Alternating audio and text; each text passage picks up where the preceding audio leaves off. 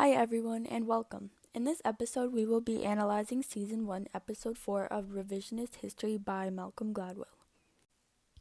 So the title of Gladwell's podcast is Carlos Doesn't Remember, and this refers to the time when Eric, one of Carlos's teachers, bought Carlos a new pair of shoes when he was young, but he didn't remember. So to be more specific, Eric was talking to Carlos about why he wasn't playing with the other kids in his class at the time, and he noticed that Carlos's shoes were 3 sizes too big. So he bought him a new pair that were actually his size, but Carlos didn't recall that happening. So that's why the title is Carlos Doesn't Remember. So he started out his podcast using media res, which means in the middle of things. It starts out with Carlos, the high schooler, being interviewed saying, "Yes, I am a sophomore in high school." This technique lets the listeners know ahead of time that all of Carlos's experiences happened within his 15 or 16 years of living. Also, starting off this way may make listeners want to know more about anything that led to that moment happening in the beginning. During Gladwell's podcast, he uses background music to add more suspense to certain situations. The music used throughout the podcast was deep and it was instrumental, and it had a slight suspense building factor because it gradually got louder, and more fast-paced.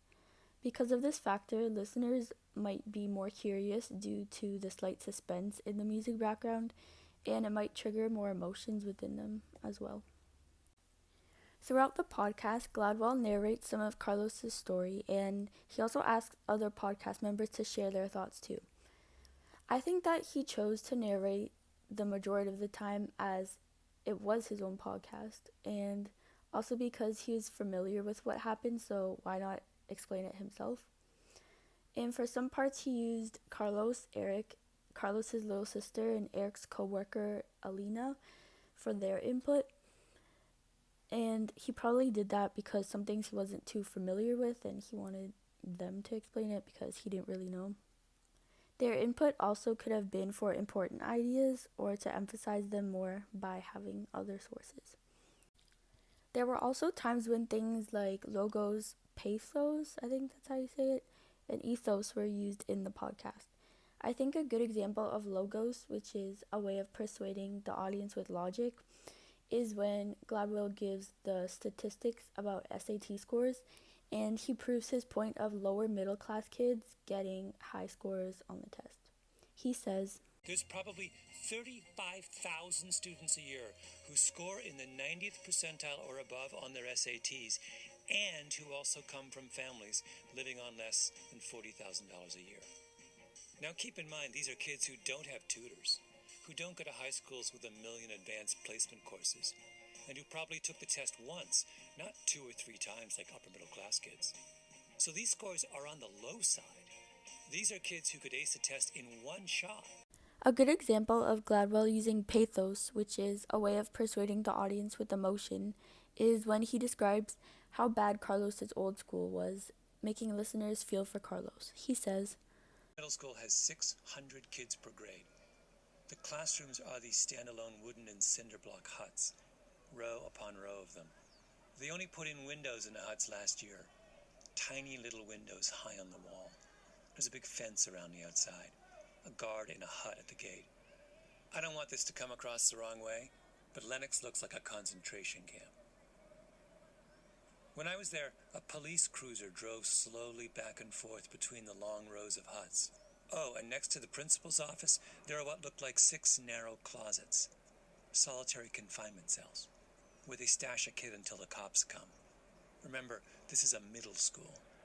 You go to a place like Lenox, and you can't help feeling hopeless. This is as bad as LA gets.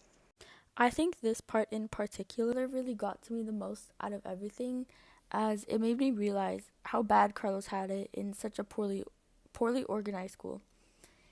And also to see him excel despite attending the school is really inspiring.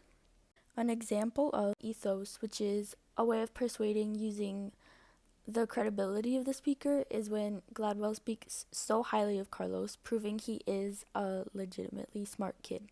He says, "Carlos is a smart kid. He's gotten a scholarship to a really good private school.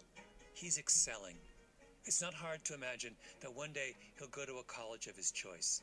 He's going places. In addition to Gladwell using these rhetorical strategies, I think the way he really went into detail fits the topic of his podcast, which is Carlos's life.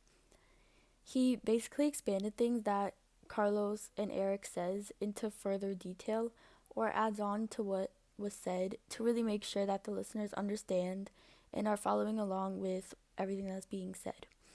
If this wasn't done, I'm pretty sure it would be a lot harder for listeners to understand where all the info given to us is coming from. Overall, I think this podcast really explored privilege in the US and proved that sometimes the smartest kids are not always the richest or the most privileged. I also believe that more teachers should start doing what Eric did. Support students like Carlos to ensure they're getting the education they deserve.